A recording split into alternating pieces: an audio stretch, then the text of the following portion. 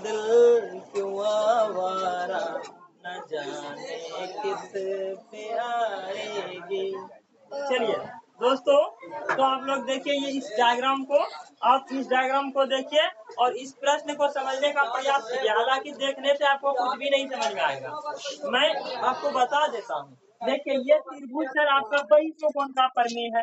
बहिष्त्रिकोण आपस में कैसे, देखिए बहिष्त्रिकोण क्या होते हैं सर, जैसे ये त्रिभुज है, बोलिए हाँ।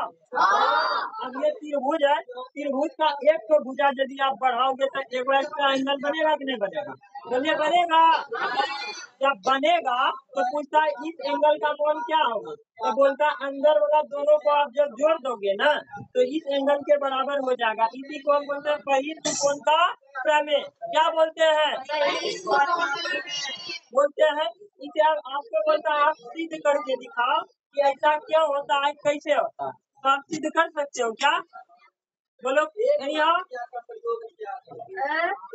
कोई कर सकते हो, नहीं कर सकते। आप देखिए हम इसे करके दिखाता, देखिए इसे।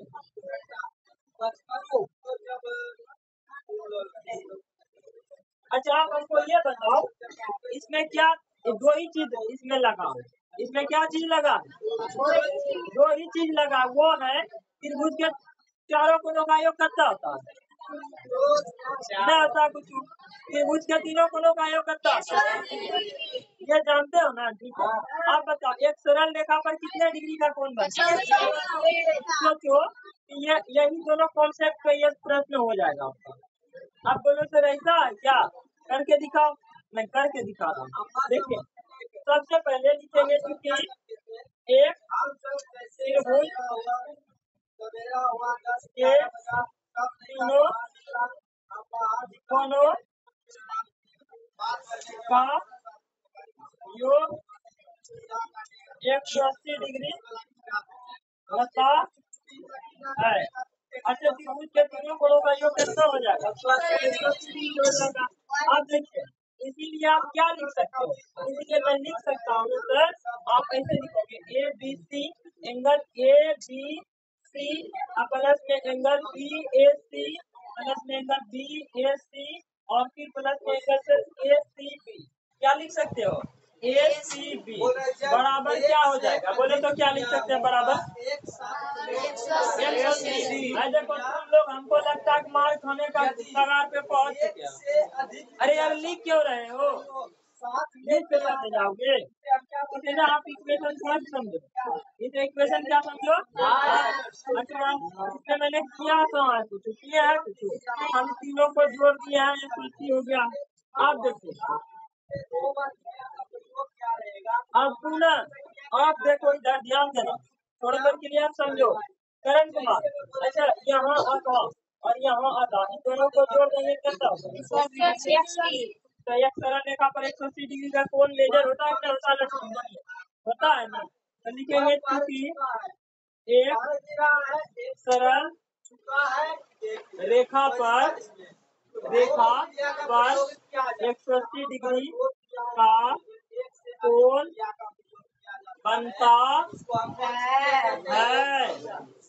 क्या करी ना, अब देखिए अब बना दीजिए आप, थोड़ा देर के लिए आप देखो angle A C B, angle इसीलिए angle A C B plus में एंगल ए सी डी बराबर कितना हो जाएगा,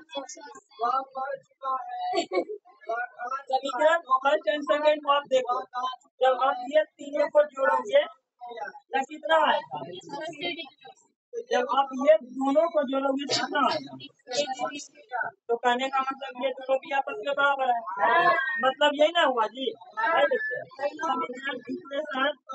इक्वेशन फर्स्ट है second implies, equation first and second implies क्या, ये दोनों आपस में बराबर होगा कि नहीं होगा।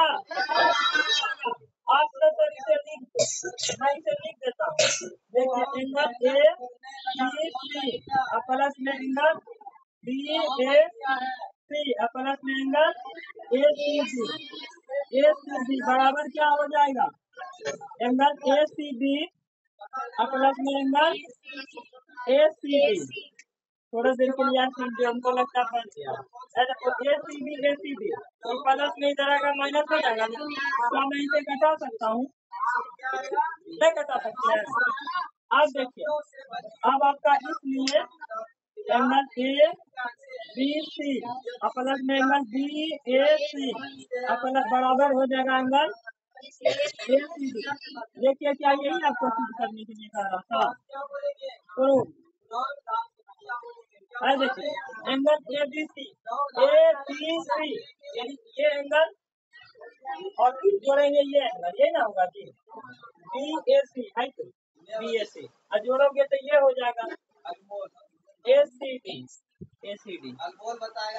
बोलिए आपको समझ में आया कि नहीं आया? यार बहुत ही आसान है ज्योमेट्री, यदि आप समझ के पढ़ोगे ना आनंद ही आनंद आएगा, बट आप समझ के पढ़ते ही नहीं हो। आप जब हम बताते हैं तो आपका ध्यान कहीं और रहता। आप ऑनलाइन वाले बच्चे भी थोड़ा सा आप लोग भी देखिए, पढ़ने का प्रयास कीजिए, और यदि नहीं समझ में आता है तो माई कांटेक्ट नंबर से हमसे कांटेक्ट कीजिए जो है, उसके बाद मैं आपकी समस्याओं